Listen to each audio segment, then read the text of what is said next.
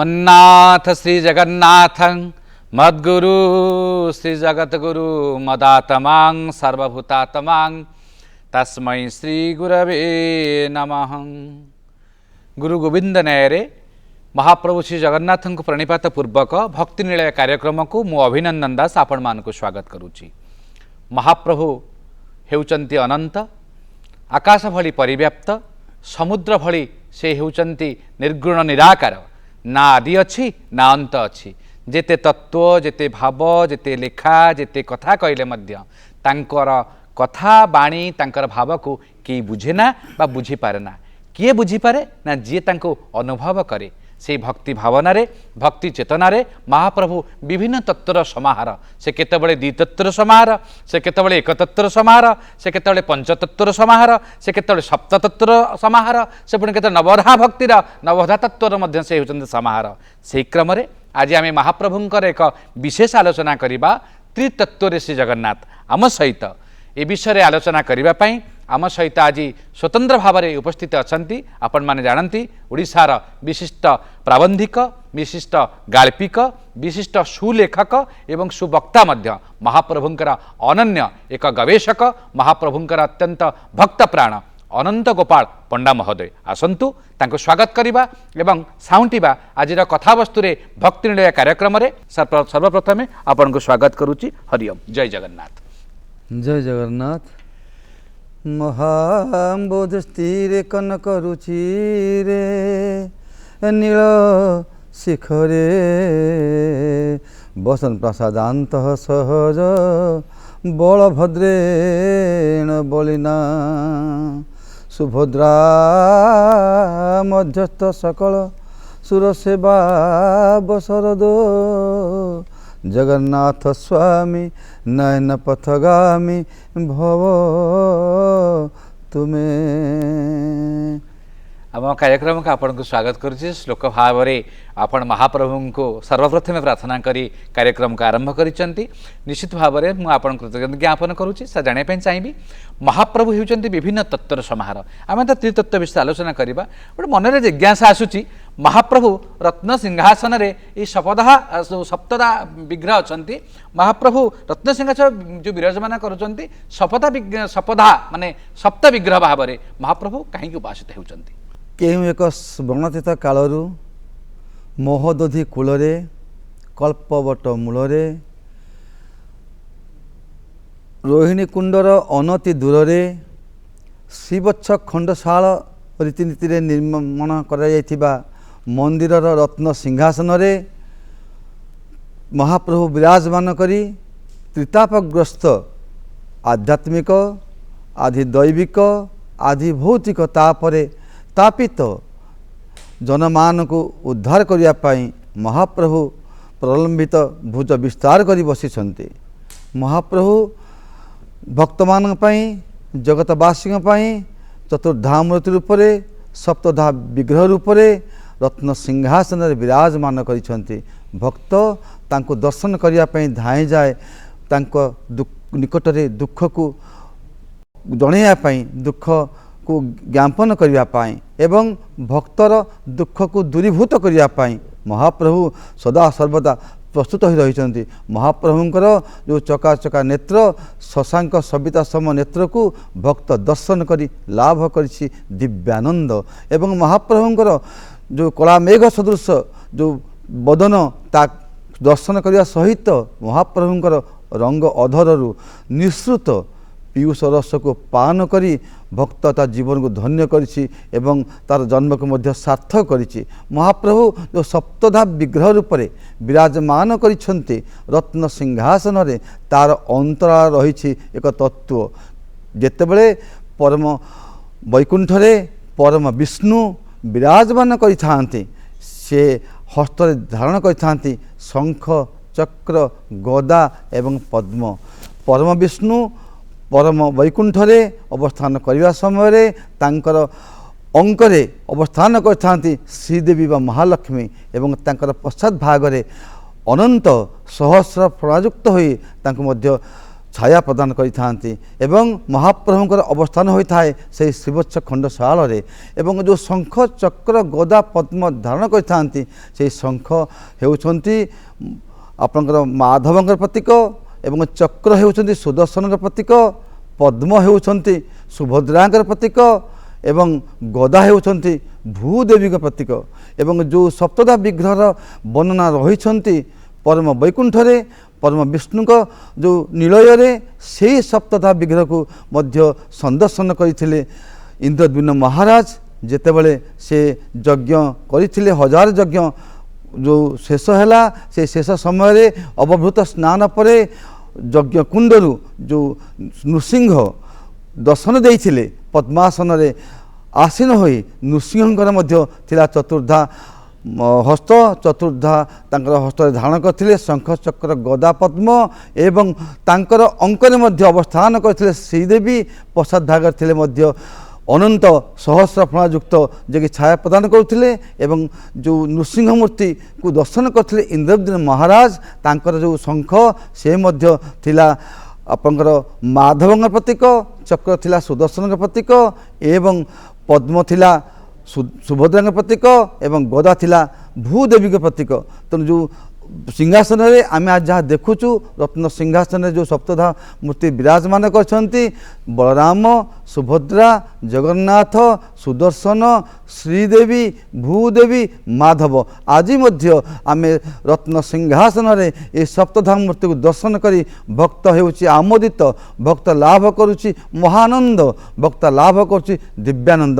ଏହି ସପ୍ତଧା ବିଗ୍ରହର ଉପାସନା କେଉଁ ଏକ ସମତୀତ କାଳରୁ ରହିଆସିଛି ଏବଂ ଏ କଥା ମଧ୍ୟ ସ୍କନ୍ଦ ପୁରାଣରେ, ବାମଦେବ ସଂହିତାରେ, ନୀଳାଦ୍ରି ମହୋଦୟରେ ମଧ୍ୟ ହୋଇଛି ବର୍ଣ୍ଣିତ। ଜାଣିବା ପାଇଁ ଚାହିଁବି, ଆପଣ ତ ପ୍ରଥମେ ଏ ତିନିଟା କଥା କହିଲେ, ଯେଉଁ 7 ବିଗ୍ରହଙ୍କର କଥା, ତିନିଟା କଥା କହିଲେ, ଆମେ ଗୋଟେ ଆଲୋଚନା ବିଷୟବସ୍ତୁ ରଖିବା।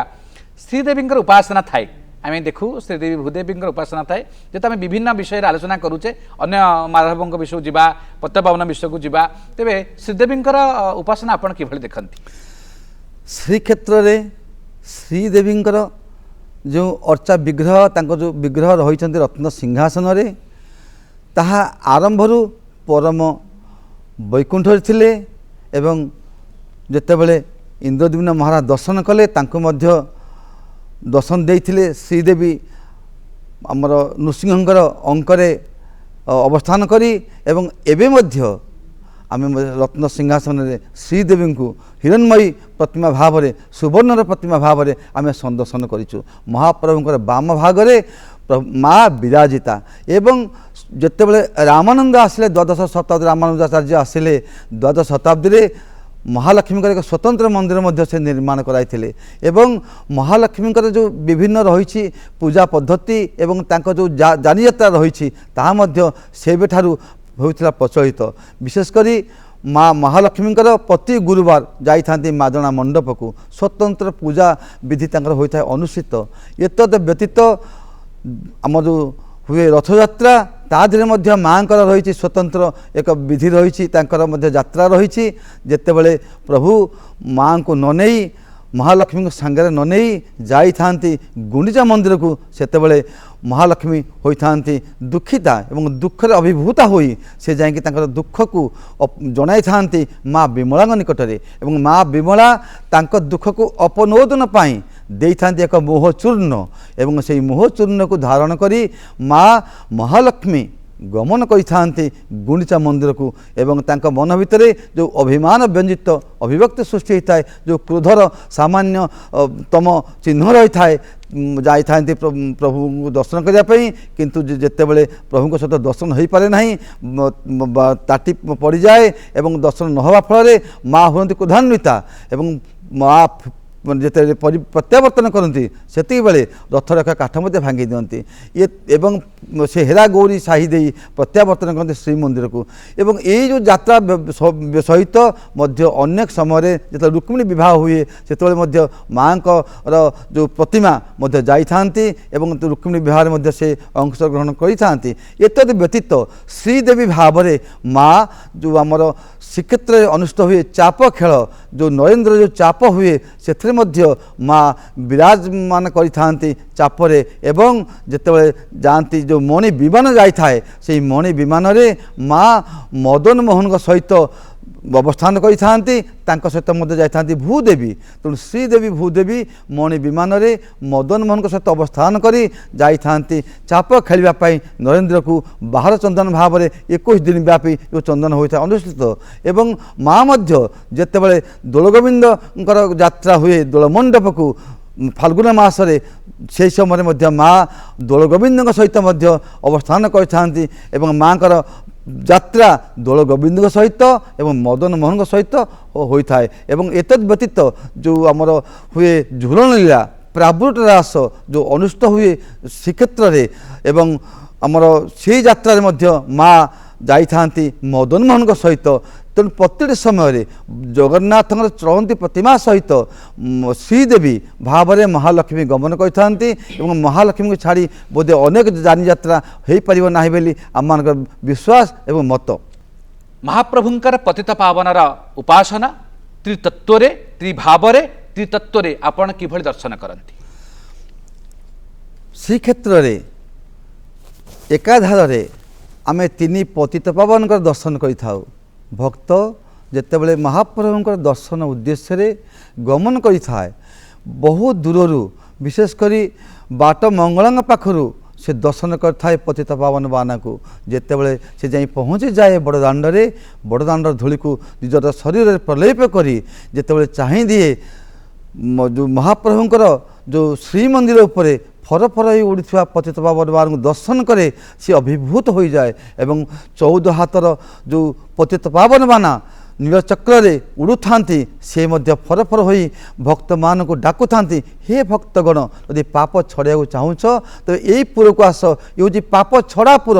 ଏବଂ ଏ ପାପ ଛଡ଼ା ପୁରରେ ତୁମେ ଆସି ପତିତ ପାବନ ଦର୍ଶନ କଲେ ତୁମକୁ ଦର୍ଶନ ଦେବା ପାଇଁ, ତୁମକୁ ଦୁଃଖ ମୋଚନ କରିବା ପାଇଁ, ତୁମ ଦୁଃଖକୁ ଦୂରୀଭୂତ କରିବା ପାଇଁ ପ୍ରଭୁ ଆଜି ବିରାଜମାନ କରିଛନ୍ତି। ଏବଂ ତାଙ୍କର ନାମକୁ ଧାରଣ କରି ପତିତ ପାବନ ବାନା ମହାପ୍ରଭୁଙ୍କର କୃତି ଏବଂ କୀର୍ତ୍ତି ରୂପକ କେତନ ଆଜି ଶ୍ରୀମନ୍ଦିର ଚୂଡ଼ାରେ ମଧ୍ୟ ଫରଫର ହୋଇ ଉଡ଼ୁଛି। ଏବଂ ଯେଉଁ କେତନ କି ନଭମଣ୍ଡଳରେ ଭାସମାନ ବୌଦ୍ଧକୁ ମେଘମାଳାକୁ ମଧ୍ୟ ସ୍ପର୍ଶ କରି ଚାଲିଛି। ଏବଂ ସେହି ପତିତ ପାବନକୁ ଦର୍ଶନ କରି ଭକ୍ତ ହୋଇଯାଏ ବିମୋହିତ ଏବଂ ସ୍ୱତଃ ଭକ୍ତର 2 ହାତ ଉପରକୁ ଉଠିଯାଏ ଏବଂ ଜୟ ଜଗନ୍ନାଥ ଧ୍ୱନି ତାର କଣ୍ଠରୁ ହୋଇଥାଏ ନିଶ୍ଚିତ। ଏବଂ ଭକ୍ତ ଯେତେବେଳେ ଯାଇ ଆଗକୁ ଯାଇକି ପହଞ୍ଚିଯାଏ ଅରୁଣସ୍ତମ୍ଭ ନିକଟରେ, ସେ ମଧ୍ୟ ଆଉ ଏକ ପତିତ ପାବନକୁ ଦର୍ଶନ କରେ। ଏବଂ ଏହି ପତିତ ପାବନଙ୍କର ଅନ୍ତରା ରହିଛି ଏକ ଆଖ୍ୟାୟିକା ବା କିମ୍ବଦନ୍ତୀ। ଏବଂ ମହାପ୍ରଭୁ ନିଜେ ପତିତମାନଙ୍କୁ ତାରଣ କରିବା ପାଇଁ, ଉଦ୍ଧାର କରିବା ପାଇଁ ରତ୍ନ ସିଂହାସନରେ ମଧ୍ୟ ବିରାଜମାନ କରିଛନ୍ତି ପତିତ ପାବନ ନାମରେ। ଯେଉଁ ସଙ୍ଗୀତ କି ଆପଣମାନେ ଶ୍ରବଣ କରୁଥିବେ, ପତିତ ଜନଙ୍କୁ ଧରିବା ପାଇଁ ଉଡ଼ାଉଅଛ ପତାକା,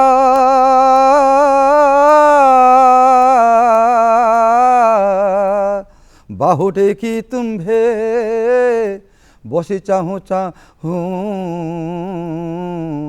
ବିପତ୍ତି କରୁଛି ଡକା ମହାପ୍ରଭୁ ହେ। ନାଶ ଗଲେ ପଛେ ଆଉ କି କରିବ, କରୁଣା ଭଣ୍ଡାର ଫେଇ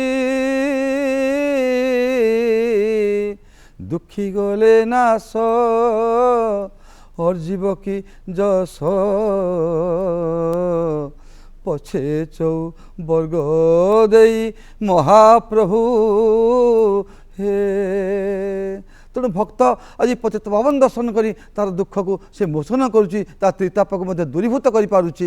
ଏବଂ ଯେଉଁ ତୃତୀୟ ପତିତ ପାବନ ଭାବରେ ଯାହା ଆମେ ଦେଖୁ ଗୁମୁଟରେ ବା ଧର୍ମଦ୍ୱାରରେ, ସିଂହ ଦ୍ୱାରରେ ଏବଂ ଆମେ ଅରୁଣସ୍ତମ୍ଭ ପାଖରେ ଠିଆ ହେଇ ଯେଉଁ ପତିତ ପାବନ ଦର୍ଶନ କରୁଛୁ, ସେ ପତିତ ପାବନ ମୂର୍ତ୍ତିଙ୍କର ଯେଉଁ ଅବସ୍ଥାନ ଅନ୍ତରାଳରେ ରହିଛି ଏକ କିମ୍ବଦନ୍ତୀ। ଯେତେବେଳେ 1727ରୁ 1737 ଇତିହାସ ପୃଷ୍ଠ ଉନ୍ମୋଚନ କଲେ ଆମେ ଦ୍ୱିତୀୟ ରାମଚନ୍ଦ୍ର ଦେବଙ୍କର ଆମେ କଥା ଜାଣିବାକୁ ପାଇବା। ଏବଂ ଦ୍ୱିତୀୟ ରାମଚନ୍ଦ୍ର ଦେବ ଯେତେବେଳେ ଗୋପୀନାଥ ଦେବଙ୍କର ତାଙ୍କର ମୃତ୍ୟୁ ପରେ केशव राय तांको कनिष्ठ भ्राता द्वितीय रामचंद्र देव भाव में सिंहासन आरोहण करिसेंती एवं सेतिक बेले मोगल मानकर घटिଛି आक्रमण मोगल मान बारंबार आक्रमण करिसेंती मंदिर उपरे श्रीक्षेत्र उपरे एवं से प्रभु को रक्षा करिया पई आज गजपति द्वितीय रामचंद्र देव मोगल मान सम्मुखीन होइचंती एवं मोगल मान सम्मुखीन होई समय से मध्य बारंबार पराजित होइचंती मोगल मान जो सेना मानकर से सम्मुखीन होई पारि नांती ठीक भाव में जहाँ फल पराजित होई से बंदी होइचंती बारबाटी दुर्गरे बंदी अवस्था थिबा बेले बातान पछरे तांको देखिचंती जो तकी खां जे कि थिले कटकर नायब नाजिम सेतेबेले मोगल मानकर होची शासन दिल्ली अच्छा मुख्य शासक सम्राट एवं बंगरे मुर्शिदाबाद रे सुबेदार एवं कटक रे नायब नाजिम भाव में अवस्थान कर तकी खां बारंबार आक्रमण करुଥାଏ आज तकी खां नहीं बंदी कर देछि द्वितीय रामचंद्र देव को बारबाटी दुर्गरे अवस्थान काल में जो बातान पथे तकी खार भगिनी रेजिया दर्शन करछि द्वितीय रामचंद्र देव को एवं बारंबार प्रबोधन देछि हे गजपति महाराज आपण खाद्य ग्रहण करंतु केते दिन आपण खाद्य ग्रहण न करी प्रभु को उद्देश्य रे विलाप कर चलिबे बारंबार प्रबोधन देवा सहित तार हृदय मध्य प्रणय सृष्टि होइछि एवं मने मने भल पाइछि द्वितीय रामचंद्र देव को एवं एभली भाव में भल पाइछि सत जेपरि प्रणय र स्वतःशुनि प्रभमान होइछि परिणयर सागर मिसिबा पई एवं अंतर कथा को से व्यक्त करिछि तकी खांक निकटरे भाई निकटरे व्यक्त करी से कही भाई मु मने मने तांको भल पाइछि तो किभली भाव में मोर मनस्कामना पूर्ण हम दायित्व आपणकर तकी खां गोटे प्रस्ताव देछि द्वितीय रामचंद्र देव को हे राजा हे गजपति महाराज जदि मोर तो भगिनी आपण पानी ग्रहण करिवे तेबे मु जगन्नाथ मंदिर आक्रमण करी ना यही प्रकार अंगीकारबद्ध होइछि तकी खां एवं गोटे पक्षरे भौणीर पानी ग्रहण अर्थात मुसलमान धर्म ग्रहण मुसलमान पत्नी ग्रहण अन्य पक्षरे कलंकर मथा धारण अन्य पक्षरे मध्य प्रभुंकर सेव्यंकर सुरक्षा किभली भाव में जगन्नाथ सुरक्षा हो पार गोटे पक्षरे यदि पानी ग्रहण करती प्रभुंकर आक्रमण हम ना प्रभु मोर सुरक्षित हेबे कारण सेतबेलू प्रभु 3 थर स्थानांतरित हो सारे नईरी हरीश्वर मंडप एवं आठगड़र मारदा गंजामर जो आठगड़ मारदा एवं खलिकोट चिकिली 3 थर जाई महाप्रभु सेतबेलू अवस्थापित हो सारे श्रीमंदिर त्याग करी तेणु महाप्रभु को उद्धार करने महाप्रभुकर सुरक्षा उद्देश्य बाध्य होती किपरि भाव में प्रस्ताव ग्रहण कर ना परिवर्तन हो जाइए से हाफिज कादर बेग नाम होती नामित सेव्यंकर सुरक्षा पाई आज मुसलमान हो जाती गजपति महाराज एवं कलंकित होती कलंकर टीका को मथार पिंधिंट एवं कलंकर मथा पिंधि सीना किंतु आनंद होची गजपति जो प्रभु को रक्षा कर पारि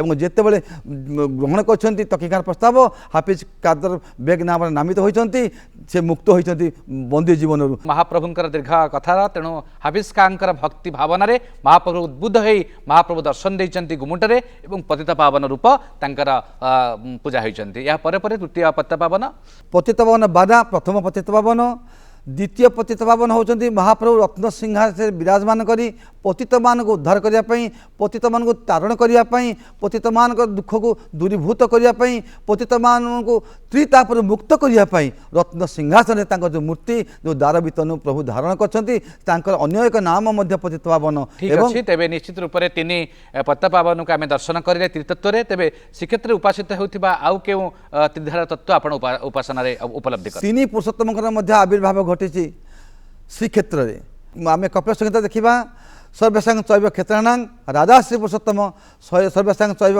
देवानां राजा श्री पुरुषोत्तम जो क्षेत्र में प्रभु विराजमान करछंती से क्षेत्र नाम होची पुरुषोत्तम एवं प्रभु जो क्षेत्राधिपति भाव में तांका नाम होची पुरुषोत्तम क्षेत्र आज पुरुषोत्तम नाम नामित एवं क्षेत्राधिपति पुरुषोत्तम नाम नामित ये प्रकार जो संयोग विरल कुत्रापि ए प्रकार संयोग देखा मिले ना एवं तृतीय पुरुषोत्तम होती आज श्रीमंदिर में आपण मैंने देखिए जे कल्पवटर अनति दूर में मंगलांकर मंदिर सम्मुखें जो पंच महादेव मंदिर रही से पंच महादेव मंदिर मध्य अर्थात आपणकर जो लोकनाथ एवं जमेश्वर मंदिर मध्य एक पुरुषोत्तम मंदिर अच्छा पुरुषोत्तम मंदिर में मल नारायण एवं बराह भगवान विराजमान करती विशेषकर ଅଧିମାସରେ ମଳମାସରେ ପୁରୁଷୋତ୍ତମ ମାସରେ ସେହି ମନ୍ଦିର ଖୋଲିଥାଏ ଏବଂ ସେହି ମନ୍ଦିର କେବଳ ମଳମାସରେ ଭକ୍ତମାନଙ୍କୁ ନିଶ୍ଚିତ ରୂପରେ ତିନି ପୁରୁଷୋତ୍ତମଙ୍କୁ ଆମେ ଦର୍ଶନ କଲେ ଏକ ପୁରୁଷୋତ୍ତମ ହେଉଛନ୍ତି ପୁରୁଷୋତ୍ତମ କ୍ଷେତ୍ର ମହାପ୍ରଭୁ ପୁରୁଷୋତ୍ତମ ଏବଂ ମଳମାସର ଦେବତା ହେଉଛନ୍ତି ପୁରୁଷୋତ୍ତମ। ତେବେ ମୁଁ ଜାଣିବା ପାଇଁ ଚାହିଁବି ଶାକ୍ତ ଉପାସନା ତ୍ରିତତ୍ତ୍ୱରେ ଆପଣ କିଭଳି ଦର୍ଶନ କରନ୍ତି? ଶାକ୍ତ ଉପାସନାକୁ ଯଦି ଆମେ ଅନୁଧ୍ୟାନ କରିବା ଆମର ପଞ୍ଚ ଯେଉଁ ସମ୍ପ୍ରଦାୟ ରହିଛନ୍ତି ଗଣେ ନାରାୟଣ ରୁଦ୍ରେ ଅମ୍ବିକେ ଭାସ୍କର ତଥା ଏହି ପଞ୍ଚ ଦେବଦେବୀଙ୍କୁ ଆଧାର କରି ପଞ୍ଚ ସମ୍ପ୍ରଦାୟ ହେଉଛନ୍ତି ଗଠିତ ଏବଂ ଏହି ଦେବଦେବୀଙ୍କୁ ଆଧାର କରି ପଞ୍ଚ ସମ୍ପ୍ରଦାୟ ମାନେ ନିଜ ନିଜର ଉପାସ୍ୟଙ୍କୁ ଉପାସନା କରିଥାନ୍ତି। ସେହି ନ୍ୟାୟରେ ବୈଷ୍ଣବ ଯେଉଁମାନେ ହେଉଛନ୍ତି ସେମାନେ ବିଷ୍ଣୁଙ୍କୁ ଉପାସନା କରିଥାନ୍ତି ଏବଂ ଯେଉଁମାନେ ହେଉଛନ୍ତି ଗଣପତ୍ୟ ସେମାନେ ଗଣେଶଙ୍କୁ ଉପାସନା କରିଥାନ୍ତି, ଯେଉଁମାନେ ଶୈବ ଶିବଙ୍କୁ ଉପାସନା କରିଥାନ୍ତି, ଯେଉଁମାନେ ସୌର ସେମାନେ ସୂର୍ଯ୍ୟଙ୍କୁ ଉପାସନା କରିଥାନ୍ତି ଏବଂ ଯେଉଁମାନେ ଶାକ୍ତ ଦେବୀଙ୍କୁ ଉପାସନା କରିଥାନ୍ତି। ଯଦି ଆମେ ଦେଖିବା ଯେଉଁ ରତ୍ନ ସିଂହାସନରେ ଯେଉଁ ବିରାଜମାନ କରିଥାନ୍ତି ବଳଭଦ୍ର ସୁଭଦ୍ରା ଏବଂ ଜଗନ୍ନାଥ ମହାପ୍ରଭୁ ସିଏ ଯେଉଁ ଆମ ଶାକ୍ତମାନଙ୍କ ଦୃଷ୍ଟିରେ ବା ଯେଉଁମାନେ ହେଉଛନ୍ତି ଶାକ୍ତ ଉପାସକ ସେମାନେ ଦେଖିଥାନ୍ତି ଉଗ୍ରତାରା ଶୂଳପାଣି ସୁଭଦ୍ରା ଭୁବନେଶ୍ୱରୀ ନୀଳାଦ୍ରୌତୁ ଜଗନ୍ନାଥ ସାକ୍ଷାତ ଦକ୍ଷିଣ କାଳିକା ତିନି ମୂର୍ତ୍ତିକୁ ସିଏ ଏକାଧାରରେ ବଳଭଦ୍ର ଶୂଳପାଣି ବଳଭଦ୍ରଙ୍କୁ ମଧ୍ୟ ଶୂଳପାଣି ଭାବରେ ସେ ଅଭିହିତ କରିଛନ୍ତି। ଉଗ୍ରତାରା ଶୂଳପାଣି ଉଗ୍ରତାରାଙ୍କ ରୂପରେ ବଳଭଦ୍ରଙ୍କୁ ଉପାସନା କରିଥାନ୍ତି ଏବଂ ସୁଭଦ୍ରାଙ୍କୁ ମଧ୍ୟ ଭୁବନେଶ୍ୱରୀ ଭାବରେ ସେ ଉପାସନା କରିଥାନ୍ତି ଶାକ୍ତମାନେ ଏବଂ ଜଗନ୍ନାଥଙ୍କୁ ଦକ୍ଷିଣ କାଳିକା ଭାବରେ ମଧ୍ୟ ଉପାସନା କରିଥାନ୍ତି। ଏକାଧାରରେ ତ୍ରିମୂର୍ତ୍ତିଙ୍କୁ ଶାକ୍ତମାନେ ତ୍ରିଦେବୀଙ୍କ ଭାବରେ ତ୍ରିଦେବୀଙ୍କୁ ଉପାସନା ଭାବରେ ଉପାସନା ମଧ୍ୟ କରିଥାନ୍ତି। ଚାହିଁବି ତ୍ରିଗୁଣ ଆଧାରରେ ଆଉ ଶ୍ରୀକ୍ଷେତ୍ରରେ କେଉଁ ଦେବତା ଉପାସିତ ହୁଅନ୍ତି? ତ୍ରିଗୁଣ ଆଧାରରେ ଯଦି ଆମେ ଦେଖିବା ଶ୍ରୀକ୍ଷେତ୍ରରେ ରତ୍ନ ମଣ୍ଡପରେ ଯେଉଁ ବଳଭଦ୍ର ସୁଭଦ୍ରା ଏବଂ ଜଗନ୍ନାଥ ମହାପ୍ରଭୁ ବିରାଜମାନ କରିଛନ୍ତି ତାକୁ ଯଦି ଆମେ ଅନୁଧ୍ୟାନ କରିବା ପୁରାଣ ପୃଷ୍ଠାକୁ ଉନ୍ମୋଚନ କରିବା ତେବେ ବଳଭଦ୍ର ମହାପ୍ରଭୁ ହେଉଛନ୍ତି ତମ ଗୁଣର ପ୍ରତୀକ ଏବଂ ସଂହାରକର୍ତ୍ତା ଭାବରେ ସେ ହୁଅନ୍ତି ଅଭିହିତ ରୁଦ୍ରଙ୍କର ପ୍ରତୀକ ଏବଂ ଯଦି ଆମେ ଦେବୀ ସୁଭଦ୍ରାଙ୍କର ତତ୍ତ୍ୱକୁ ଆମେ ବିଚାର କରିବା ଦେବୀ ସୁଭଦ୍ରା ମଧ୍ୟ ହେଉଛନ୍ତି ରଜଗୁଣର ପ୍ରତୀକ ଏବଂ ବ୍ରହ୍ମା ଭାବରେ ସେ ମଧ୍ୟ ହୁଅନ୍ତି ଉପାସିତା ଏବଂ ସତ୍ୱଗୁଣର ପ୍ରତୀକ ଭାବରେ ବାସୁଦେବ ଶ୍ରୀ ଜଗନ୍ନାଥ ହୁଅନ୍ତି ପୂଜିତ ଏବଂ ସତ୍ୱଗୁଣ ବିଷ୍ଣୁ ଭାବରେ ପରମ ବିଷ୍ଣୁ ଭାବରେ ଜଗନ୍ନାଥ ହୁଅନ୍ତି ମଧ୍ୟ ଉପାସିତ। ଏକାଧାରରେ ସତ୍ୱ ରଜ ତମ ତ୍ରିଗୁଣର ପ୍ରତୀକ ଭାବରେ ବଳଭଦ୍ର ସୁଭଦ୍ରା ଏବଂ ଜଗନ୍ନାଥ ରତ୍ନ ମଣ୍ଡପରେ ବିରାଜମାନ କରି ଭକ୍ତମାନଙ୍କ ଦ୍ୱାରା ହୁଅନ୍ତି ଉପାସିତ। ତ୍ରିତତ୍ତ୍ୱର ଭାବରେ ଅନନ୍ତ ଗୋପାଳ ପଣ୍ଡା ରହସ୍ୟ ରଖିଥିବା ଜଗନ୍ନାଥ ବଳଭଦ୍ର ସୁଭଦ୍ରା ହେଉଛନ୍ତି ଶିବ ବ୍ରହ୍ମା ଏବଂ ବିଷ୍ଣୁ। ସେ ହେଉଛନ୍ତି ମହାରୁଦ୍ରର ପ୍ରତୀକ ହେଉଛନ୍ତି ଉଗ୍ରତାରା, ସେ ହେଉଛନ୍ତି ମହାକାଳୀ, ସେ ହେଉଛନ୍ତି ଦକ୍ଷିଣ କାଳିକା। ଏହି କ୍ରମର ଭାବକୁ ଯେତେବେଳେ ଆପଣ ଉଗ୍ରତାରା ଶୂଳପାଣି ନୀଳାଦ୍ରି ଭୁବନେଶ୍ୱରୀ ନୀଳାଦ୍ରି ଜଗନ୍ନାଥ ସାକ୍ଷାତ ଦକ୍ଷିଣ କାଳିକା ଏ ଭାବ ସହିତ ତିନି ପୁରୁଷୋତ୍ତମ ତିନି ମାଧବ ତିନି ପତିତପାବନ ତ୍ରିପୁରୁଷୋତ୍ତମ ଏ ଅନେକ ତ୍ରିସମାହାରର ତତ୍ତ୍ୱରେ ଶ୍ରୀଦେବୀ ମଧ୍ୟ ତ୍ରି ଉପାସନାରେ କିଭଳି ଉପାସିତ ହେଉଛନ୍ତି ସେ ସବୁ ରଖିଥିବା ଆମର ବିଶିଷ୍ଟ ଗବେଷକ ଅନନ୍ତ ଗୋପାଳ ପଣ୍ଡାଙ୍କୁ ଆମେ କୃତଜ୍ଞତା ଜ୍ଞାପନ କରୁଛୁ। ଆପଣ ଯଶସ୍ୱୀ ହୁଅନ୍ତୁ। ଆପଣଙ୍କର ଭାବ এইভাবে ভাবে তীর্থত্বକୁ উদ্বুদ্ধ ହେଉ ଆମ ଷ୍ଟୁଡିଓରେ ଉପସ୍ଥିତ ଥିବାରୁ ଆମେ ଆପଣଙ୍କୁ କୃତଜ୍ଞତା ଜ୍ଞାପନ କରି ବିଦାୟ ଦେଉଛୁ। ଜୟ ଜଗନ୍ନାଥ। ଜୟ ଜଗନ୍ନାଥ। ଦର୍ଶକ ବନ୍ଧୁ ମହାପ୍ରଭୁଙ୍କର ହରିଙ୍କର କଥା ଯେଭଳି ଅନନ୍ତ ହୋଇଥାଏ ମହାପ୍ରଭୁଙ୍କର କଥା ମଧ୍ୟ ଅନନ୍ତ ଏବଂ ଅସୀମ ସେହି ଭାବକୁ ଆମେ ଏଇଠାରେ ସମାପନ କରି ଆପଣଙ୍କ ପାଖରୁ ବିଦାୟ ନେଉଛୁ। ପୁଣି ଦେଖା ହେବ ଆଉ ଏକ ସ୍ୱତନ୍ତ୍ର ଅଧ୍ୟାୟରେ। ରହୁଛୁ। ନମସ୍କାର। ଜୟ ଜଗନ୍ନାଥ।